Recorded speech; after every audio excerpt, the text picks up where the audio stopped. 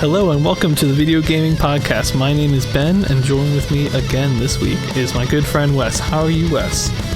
I'm doing pretty good. How are you doing? I'm doing alright. Bit of a long week, a lot of stuff going on, but I'm sure you can relate. Yeah. Busy time at the university. Yeah. I've been playing a little bit of Hearts of Iron this week. Hearts of Iron 4. I've been trying to mess with workshop content a little bit. That game's like a big 4X strategy, but since it's Paradox, there's a lot of really cool mods, although some of them are not balanced, we'll say. So I was trying to go in there and figure them out, which was kind of fun, but nice. After doing it for a couple hours, I was like, okay, I'm good. Yeah. What have you been up to? I've been bouncing all over the place. Didn't end up beating the final boss in Sekiro yet. Gonna save that for someday where I have a lot more strength. And but went and played some Slime Rancher. It's a really fun game. Nice. It's good to just kind of relax, and it's super cute, so it's easy game to play. And also trying to get a little bit back, although the not as good as roguelikes as I would like. Wait, which roguelite have you been playing? Or Enter the Gungeon, I mean. Oh, yeah. okay. I gotcha. Yeah, I think that counts as that genre I never know for sure. I'm pretty sure it's a roguelike. Right. That's the one you're kind of in first person, right? No, this is a different one, which I think you actually gifted me one year. Oh, really? But yeah, it's top down. All the enemies are like little bullets and stuff, and you roll around, dodge bullets, and shoot them with a bunch of Which one I'm thinking of? Doesn't matter. Yeah.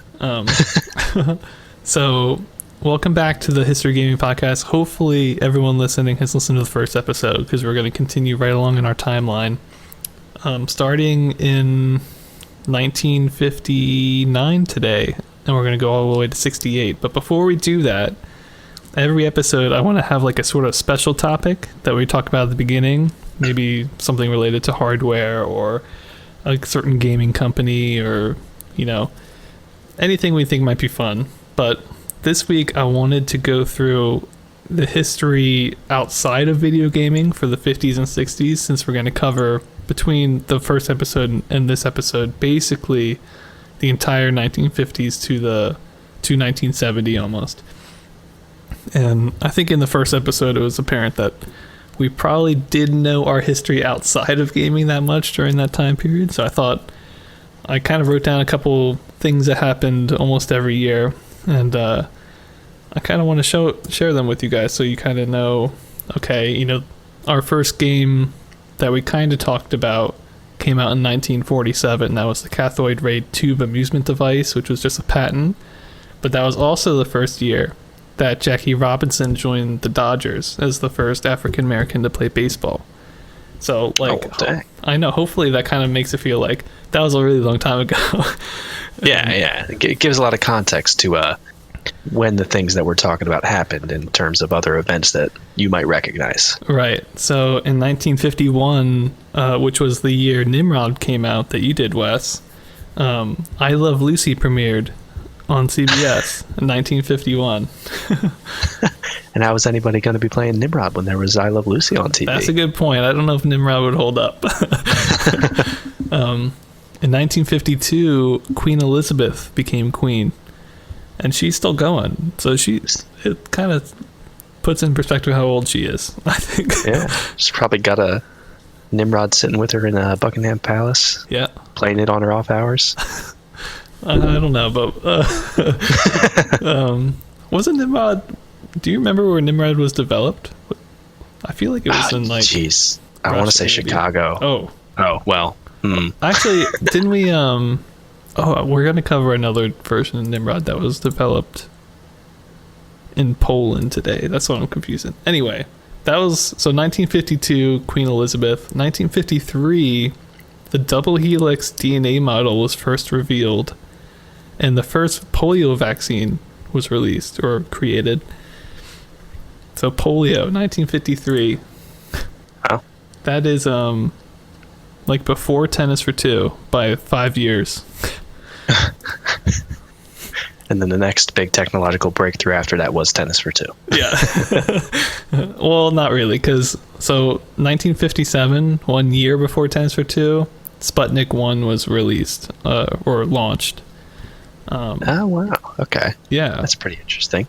So, I think it's what we're trying to say here is that Tennis for Two, more technology than Sputnik 1, obviously. Basically, yeah. They built Sputnik and they're like, all right, how can we use Sputnik to make a video game? Yeah.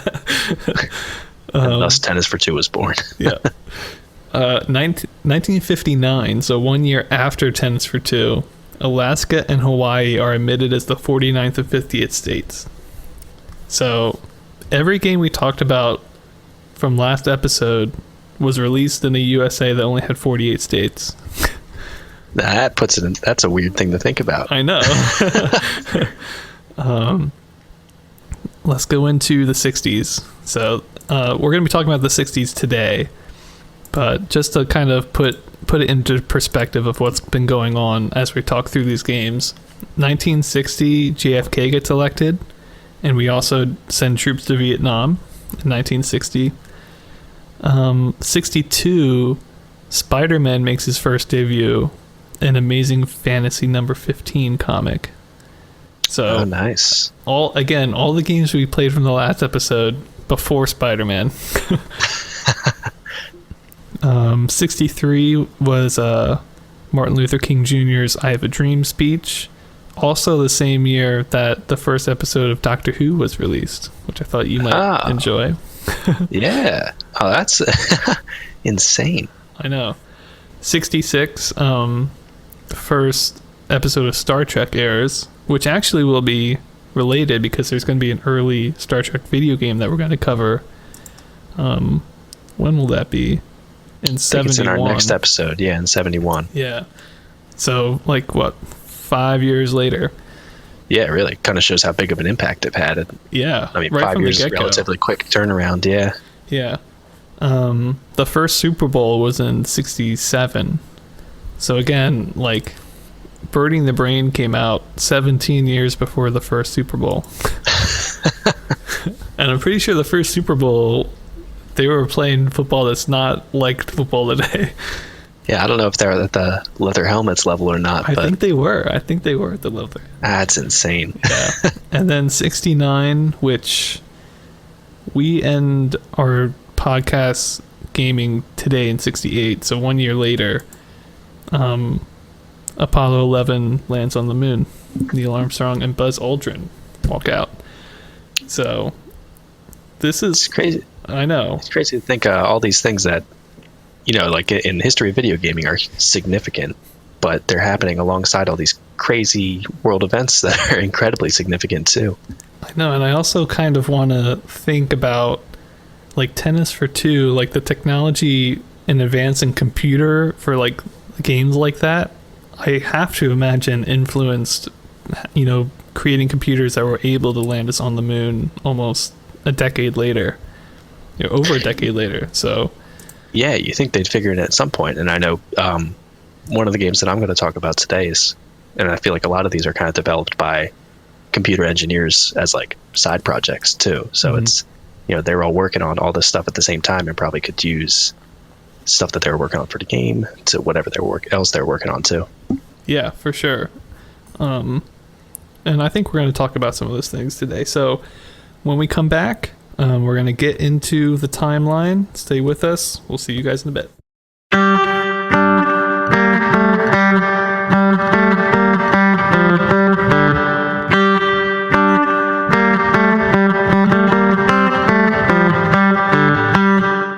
Hey everybody, welcome back. We're getting into our second segment of the podcast now. We're going to be talking about all of the games that we had covering from 1959 through to 1968. So the first one in 1959 that we had is one that we didn't end up playing, but we're just going to talk about a little bit, and that is yet another version of Tic-Tac-Toe. Oh, yeah. Where's our Tic-Tac-Toe fans? Everyone put your hands up. They're way in the back there, I think. Can't see too many of them. What's different about this version of tic-tac-toe is that it was developed on a new computer. This one was the TX0, and it was developed by students at MIT. But other than that, pretty much same old tic-tac-toe. Back to basics. That's what everybody loves. Maybe you could run a little faster or something. But that's going to bring us right into our second game. And this one I actually spent quite a bit of time with and rated. This is a game called Mouse in the Maze, also developed by the students at MIT. And what made this game really interesting was it's the first game that's going to have sort of user-created content. So how the game works is you have a giant grid that you can make lines in or move lines. So you can make any type of maze that you want to by removing the walls or, adding paths or creating blockades. And then you put a mouse down somewhere that's AI controlled, and you also put a cheese somewhere in the maze, and hopefully the AI can find its way to the cheese. But the mouse can kind of run out of energy, so you kind of want to be strategic, and I guess the game really is, how do I make the coolest maze that the AI will follow, the AI will win, and that's kind of how the game works. Yeah, it's kind of interesting. But it also has quite a bit of problems, which I guess is understandable. So let me first talk about the graphics. So this used light pen technology, which was the same as Tennis for Two, except it's got this weird flickering going on that when I played the game on an emulator, the emulator did such a good job emulating the TX0, which is what this was on, that it actually emulated the flickering as well, which basically made the game unplayable. And I double checked this. There's video of Mouse in the Maze from 1959, and you can see the flickering on the TX0. So I know it's not just a bug, but basically it feels like you're playing a game at 5 FPS where every other click you try just doesn't register, which is incredibly infuriating. Other than that, the actual sort of mouse model looks pretty nice. Otherwise, it's just lines for walls, and the cheese is basically just squares. But, if the flickering wasn't an issue, I think it would be sort of a 2 or 3 out of 10 kind of game, because the mouse did kind of look cool. But with the flickering, I just have to give it a 0. It hurts your eyes. That's dedication to their craft to emulate something that made the game so painful. I know. Big prop. It was I'm sure in the comments or something I can leave a link to the emulator in case anyone wants to check it out. But I think it was some Japanese developer that made the emulator, and yeah, they emulated it perfectly. Moving on, sound. There's no sound. I don't think any game we're going to play this podcast has sound. But this has no sound, so 0 out of 10. Have to, For gameplay, I gave it a 2 out of 10. I think, I like the concept, making a game where the levels can be changed by you can kind of make it so you get a different experience every time, and I really like that. However, the AI of the mouse is completely brain dumb. It's almost moves randomly. I don't know if it does move randomly.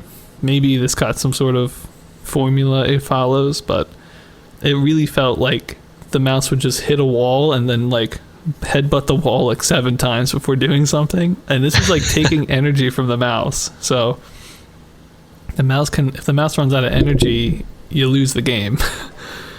And also the inputs you would need to do in order to make a maze and put a mouse down, also very, very not user friendly. So for instance, let's say the mouse started in the upper left corner and then went straight down, and then hit a wall and died. It's okay, I want to reset that, move the cheese straight down so you can keep going. Well, in order to reset, you have to delete, the game pauses, and you have to delete where the mouse is and then put him back up in the top left, delete where the cheese is, put it back where you want.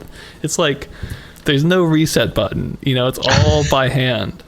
Yikes. So I don't know. I feel like it had potential, so I gave it a 2 out of 10, but it also has quite a lot of problems that, from today's standards, it just doesn't hold up.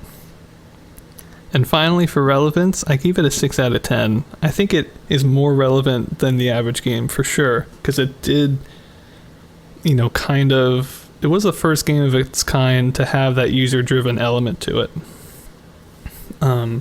It's almost like the first game, I would say, to have like a sandbox mode almost.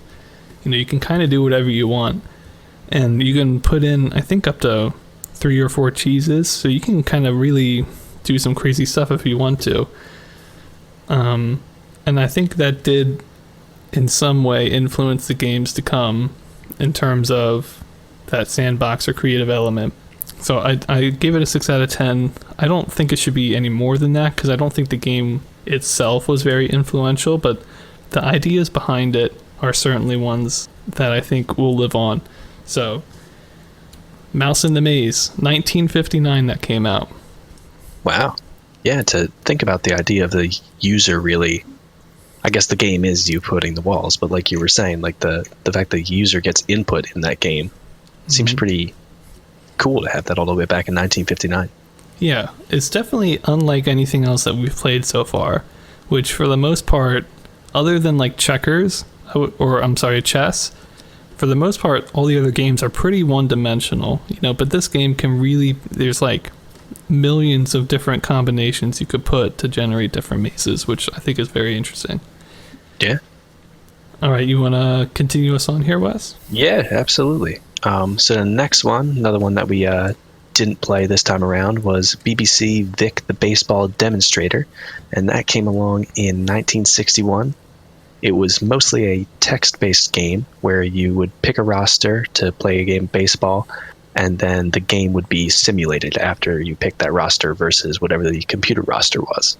Yeah, and I think this one I do think is interesting because it's the first sort of sports game that we've seen. I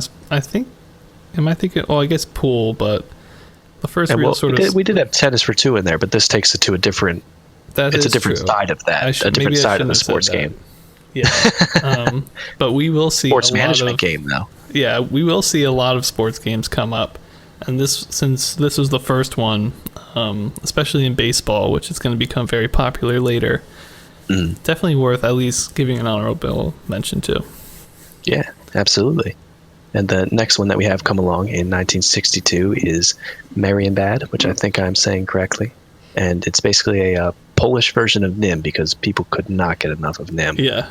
And in this one, you could have thousands of objects in each row instead of the 7 that I was limited to. So I can only imagine I would have played for at least an hour less than I did if I had been in this version. Yeah, that seems like... how long would a game of NIM with 1,000 objects take? I had no idea. I mean, it took me... I was having trouble with it anyway, but just a regular game with 7 objects was taking me a long time. Maybe, like, the Polish people are just, like, they're all about it, They need that or else it's not challenging. Yeah, they're just on a different NIM level than everybody else. After that, in April of 1962, we have 3-dimensional tic-tac-toe come out. Now, this game I really wanted to play, because doesn't that sound awesome? 3D tic-tac-toe? It's actually it's actually called hard Cubics. for me to imagine. Yeah, I know. Okay. It is hard to imagine. The game is called Cubics, which I think there's like a physical, kind of like board game version of it that came out beforehand. Mm-hmm.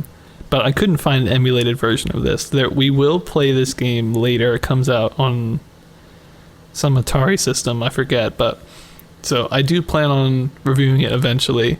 But we couldn't find an emulated version of the 1962 release. So unfortunately, we had to leave it to an honorable mention. But I think that sounds awesome. Even if it is probably similar to tic-tac-toe, you probably play a couple games and you're like, okay. Yeah, but a little bit of a different spin on it, so it'll be interesting to check out when we get there. Yeah, for sure.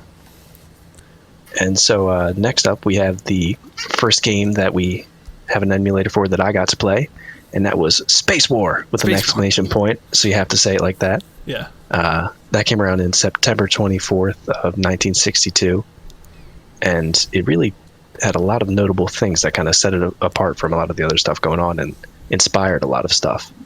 So some of the main bullet points for the history and just facts that I had, it was the first known game that was installed on multiple different computers. It was kind of developed at IMT by Steve Russell, but then shared to other universities that had the PDP-1 computer, which is what this one was on. Okay, and I believe the PDP-1 was the successor of the TXO, which was like tic-tac-toe and Mouse and the Maze was on there, so... Yeah, I think it was all iterations of the, getting the newer computer and all these. It seems like MIT ended up developing a lot of stuff just because they wanted to showcase what the new computer could do. Right. And another interesting thing about it is that since there were multiple copies of this on different computers, other universities started to create their own variations of the games to add more players, different ships, and also give different abilities than what the original one had. Oh, that's cool. Yeah, I'll get into what the hyperspace was in the main game, but the new ones had things like space mines and cloaking, so people were already getting really inventive with game types. Mm-hmm. But the version I played was an emulator of the first one that came around. You had two different characters, basically, and two people could play. They were ships called the Needle and the Wedge. That's cool. And basically, you're, both one's just a sort of triangle shape, and the other one's just, a needle, basically. The names were. But they sound a lot more dangerous. They do, yeah. That sounds pretty edgy. Yeah. And the core game is you're basically trying to shoot the other player. But one thing that I thought was really interesting is instead of it just being open space, you can fly around and shoot, is that the whole time you're being sucked into a black hole in the center. So while you're shooting at each other, you have to constantly be fighting sort of the gravitational pull. So it had like physics, yeah, sort of. I mean, it's because you even got pulled in a spiral pattern, and you could even sort of slingshot if you accelerated on the side of the black hole. So the fact that in a 1962 game it had that much going on I think is really crazy. Yeah. And the other thing was that I mentioned before is that you had the ability to teleport, which you could kind of use to dodge away from the other person's shots and also teleport away from the black hole, because the way you lose is either getting sucked into the black hole or getting shot by the other player. Wow. Now, yeah. So do you have like a certain amount of lives? Did it keep score? Do you know? That, as far as on the emulator I played, it didn't have anything to track that. I'm not sure if the original did. But I could see it probably being something where you sort of just played however much you wanted to play, and there wasn't really any scorekeeping. Okay, just wondering. Yeah, it would be interesting if there was something to keep track of it. So I'm not sure if it had it in the original. But the only thing that made it difficult for me when I was playing through this one is that I couldn't find a mode to have a computer control the other character. So I was learning the controls and also fighting myself with two different ships. So I guess the original game didn't have AI then, is that right? No, I don't think it did. Yeah, I think it was just two-player fighting each other. And then so let me get on to what I ended up giving the ratings for it. I thought this was a really great game for the time. It still holds up to a decent bit. So I rated it pretty highly across the board. For graphics, I gave it a 3 out of 10. There's actually little stars in the background on the black background. The ship avatars have different shapes, so it's not just two of the same thing. Mm-hmm.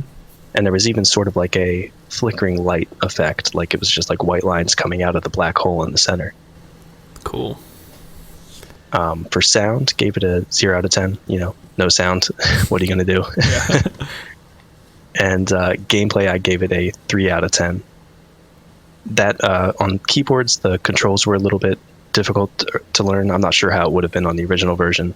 Mm-hmm. So that's the reason that it was lower on the gameplay end for me. But I thought the concept was really cool, and the ideas that they were able to show in it at the time. And for relevance, I put it really high up there, an 8 out of 10, because as we'll see in the next couple episodes, it went on to inspire Asteroid and tons of other arcade games. and it was the first game to be sort of distributed on multiple computers. Yeah. And it was also it put the game on a computer format that we've seen for many others, and it was kind of more than that because it was a game developed to have fun and also not just to showcase this computer. Right. Yeah. So overall, I gave it a 6 out of 10 just because it was so historically significant. It had multiplayer. It was on lots of different computers and all the cool concepts it had for the time. Yeah, for sure. I mean, I looked into it a little bit before I handed it off to you, and it really feels like the next level from Tennis for Two, because I feel like it's kind of similar. I mean, it's both multiplayer, sort of one person against the other, but this game is just so much more. It's got so much more going on. Yeah, and I was really surprised that I guess in my head I think about the history of games, it must have been like something really simple and then a little bit more complicated. But the way it seems to be is that people throw these complicated ideas out there and then new ideas kind of spring from that. Yeah, very cool, very interesting. By the way, I don't think I ever mentioned my overall Mouse in the Maze score, which was a 2 out of 10. So I just wanted to stick that in there. And seems fair for what you were mentioning. I think you were good to move on? Yeah, that's pretty much all I had for Spacewar, so if you want to go on to the next one. Sure. So after Spacewar, we have in late 1962 a game called The Socratic System comes out. This is a kind of educational game, sort of along the lines of our like army games from the first episode that were used more as a training tool. But the Socratic System was a training tool developed for doctors. And it was kind of like a question and answer game where it would be like, Billy broke his leg, what do you want to do? And you would type in like, like observe, and it would say, you see a fracture, or whatever. It was kind of like that. And I think it was almost used more of like a educational sort of testing tool than a game, but I thought it was interesting enough to at least mention. Another honorable mention after that, and this one is kind of a little bit of a bigger one, is that in 1965, the manual for the basic programming language comes out, and that comes out in Dartmouth College. And so basically what Dartmouth did was they had a computer that they opened up to basically anybody, outside of like learning time. Anybody could go in and use it and program on it. And what happened was a lot of students would develop a lot of different games and a lot of different software in general, to the point where they decided to make a little manual that they could give out to different people that would show all the different programs that could run on this machine. And from that manual, we know that several really interesting games existed, including baseball, Baseball World Series Edition, basketball, bingo, and many others, which were kind of all developed in between 1965 and 67. Unfortunately, none of them are emulated today. They're also almost entirely text-based games. So, I don't know. I didn't feel comfortable enough reviewing it in full, but it was definitely a leap in terms of video gaming history, because we had multiple developers using the same programming language, kind of like how today multiple developers might use the same engine or something like that. So it kind of fostered this growth of multiple people using the same sort of language to develop multiple games on one system, which would obviously become huge later. So that's BASIC. It's called the programming language, all caps, BASIC, simulation games in the late 60s. So that's cool, and it shows like sort of the community developing around people who want to make games. Yeah, for sure. And the next honorable mention that we had was Computer Quiz. It was a trivia arcade game. We weren't able to find an emulation for it, so that's the reason it's on our honorable mention list.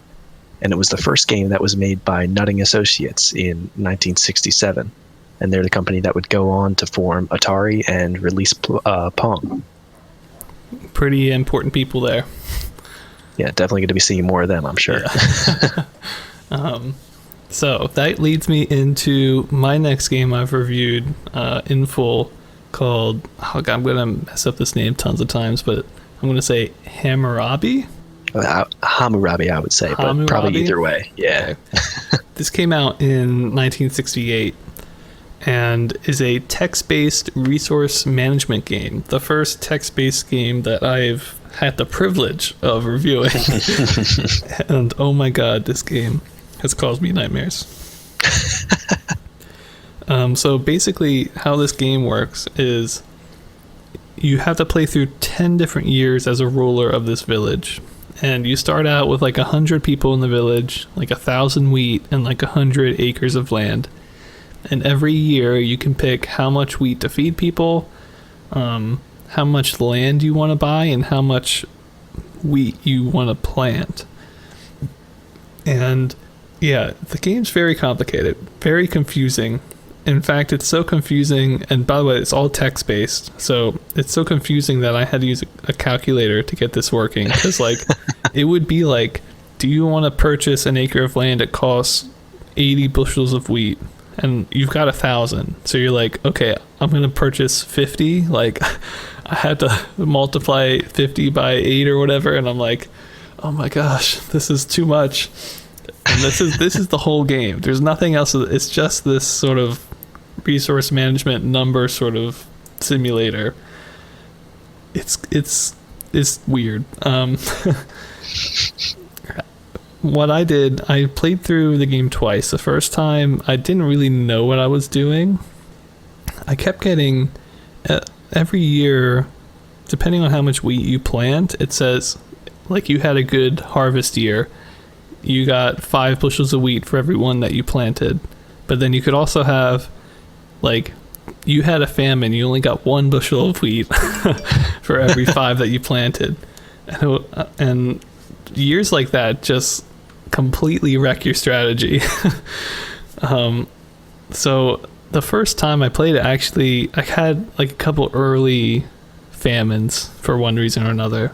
And then I kind of built my guys back up basically to the point where I started at, and it said at the end, it was like, you could have done better, but you did okay, and that was the ending I got. And the second time I played it, I was like expecting the famines, and they happened like way later, and I got a worse rating at the end. I was like, screw this game, I'm not doing it. I was like, how many more games do I need to play to get not wrecked by a famine? Yeah, so because of that, let me get into my ratings. Game graphics, 0. It's text-based, so I couldn't give it graphics. Sound, 0. No sound. Gameplay, 0. I had to use a calculator. Too much math. 0 gameplay. Yeah. As you can probably tell, I wasn't a fan of this game. Relevance, the only thing that saved it. I gave a 7 out of 10 because it was the first kind of strategy game of its kind in terms of resource management, which would go on to influence other games like the early Empire or Civilization games, which nowadays I play like habitually. So I gotta give it some credit in terms of its influence, and it was actually somewhat popular of a game. It wasn't just like made by 2 people and forgotten about. So I gave it a 7 out of 10. I thought it pretty relevant. And that kind of left me with a 1.75 total score, which I think is generous. Yeah, don't play this game, people. Just don't do it. It's not worth your time. I'll take your word for it, and I'm going to stay away from that one. Yeah. Yeah, it's definitely, I don't know, I just feel like the combination of it being heavily based on math and then also having like this RNG component, it was like, no, I'm not doing this. Yeah, I guess who knows, it might have been something that at the time people were really looking for. It seemed really revolutionary, but to us now it's just like, why would you even bother? I mean, I feel like back then the games were more games developed out of a concept, whereas today, you know, playtesting would have caught these issues, you know. I feel like back then it was like, well, can I get this working? And then that's what it was, you know? Right. Oh, cool. It works. Let's get the people to play it. Yeah. Maybe I'm wrong. I don't know. The game was expanded upon throughout the next couple of years and ported to different systems. So it might have gotten better, but certainly in the version I played, it was not good enough. Why don't you take me out of this? How do we pronounce this again? Hamurabi, I think. Yeah. Wait, how did you say it? It's got an M in there. Hamurabi, I think. Hamurabi, yeah. Let's get away from this. Out of the Hamurabi. What were hell, you playing, right? Wes? Well, I think I got really got the better end of the deal this episode. The one that I ended up playing was just called Civil War. It was in 1968. Along the same lines of Hamurabi, in that it's a text-based game and that it has strategy elements to it. But this one for me was at least a little bit more interesting because it was talking about the Civil War, and it was sort of simulating 14 battles that you got to pick options to fight your way through. And the way that this one worked is you start out and you're always the South and you're going up against the Union, and it gives you a description for the battle, and it's real complex when you first look at it because they have 4 different options if you're on the offensive, 4 different battle options if you're on the defensive, and you get to those states by whether your troops' morale is high or low. Like, so whether you're offensive or defense depends on morale? Yes, yeah. Okay. And I'm not sure the opponent's morale might be random because there was times where we were both on the offensive, times where they were on the defensive, and I could never really tell why, whereas I was sort of able to figure out like how to govern my troops' morale, at least. Right. And at the beginning of each battle, they present you with, this is how much money you have, this is how much troops you have, and the main thing you enter is how much you want to allocate to salary, food, and ammunition. And maybe the reason I was losing all the battles is that my troops were really happy because I paid tons of money for their salary and food, but gave them like no ammo. So that could have been my I figured, they're happy, they're going to fight their way through anyway, they don't need any bullets. So maybe why I did not do too well any of the times I played. And one of the things I thought was pretty interesting about it is that it would compare whether you won or not to whatever the law of the actual battle. And they probably, I don't know if some of them they made up or if they had them all from historical figures, but it would say, oh, you lost 4% less troops than they actually did at the Battle of Bull Run, so you win. And so it was an interesting way, and it also told you who actually won that battle, so you could see whether you lined up with history or if you switched it and ended up winning a battle that you weren't supposed to. That's a pretty cool feature, honestly. Yeah, it was one of the things that sold me on it because the gameplay, I'm not super good at strategy games, and so I was falling behind a little bit there. And there was also inflation at the beginning of each battle, so there might have been something that carried over between each battle, but I honestly could not tell you what it was because after getting through one playthrough and 14 battles, I was like, I think I'm probably done. I get that. So going on to my ratings. Hold on, real quick. At the end of the 14 battles, was there anything was there a summary of like your battles, or was it just kind of you won each one and you kind of just kept track yourself? There was. I actually forgot to write it down, so thanks for reminding me of it. But when you finish, it basically just does whoever won the most wins. So it'll tell you how many games you won. Cool. I think I ended up being like 3 out of 14 or something, not too great. And then it just says that the Union won the war or whatever. So it gives like a little spiel about that. Cool. So it was interesting. The context of it is kind of what won it over for me. Yeah. It's got a cool kind of like lore happening, I guess. Yeah, and something that maybe seems a bit more relatable than giving wheat to the villagers and watching them all slowly die. Yeah. And the thing about my game, why I hate it so much, like even if you did well and win, you still didn't really win because like in order to balance your wheat and villagers, you would have to purposely make people die, or else you would run out of food and everybody would die. And that doesn't feel like winning. It's a game that they give to the 5-year-olds in elementary school and say, you're going to learn about mortality today. Oh my god. So for the ratings for mine, for graphics, I was a little bit more generous than you and gave it a 1 out of 10 because it was text game. Basically 0 out of 10. Could go either way. 0.5 out of 10. Exactly, 0.5 out of 10. Sound I gave a 0 because the only thing I could hear was my keyboard. I like that. Thank you. Came up with that one on the fly. The gameplay, I gave it a 2 out of 10. Wasn't for me, but it did seem like there were some interesting scenarios and a lot of different variables that go into each battle. Because once you're on the offensive or defensive, I forgot to mention, but you have the different tactics that you could choose. Right. It seemed like artillery strike was almost always the best tactic, but I'm not sure about that. But the reason I gave it a pretty low score on gameplay is because it seems like there wasn't any randomizing to it other than maybe the morale of the Union. So you could probably learn it after a few replays and you would know how to beat each battle every single time. Right. And for relevance, I gave it a 4 out of 10. I thought it was pretty interesting because you're seeing a lot of text games coming up now. People are sort of backtracking just from like, oh, cool, what graphics and gameplay stuff we can do, and also saying, oh, what kind of story and strategy elements can we bring into these games? Very true. And I also thought it was interesting that it's depicting a war, so it's a historical war game, which I know we had some war game simulations, but I'm thinking this might be one of the first games that's really like for fun depicting a historical war.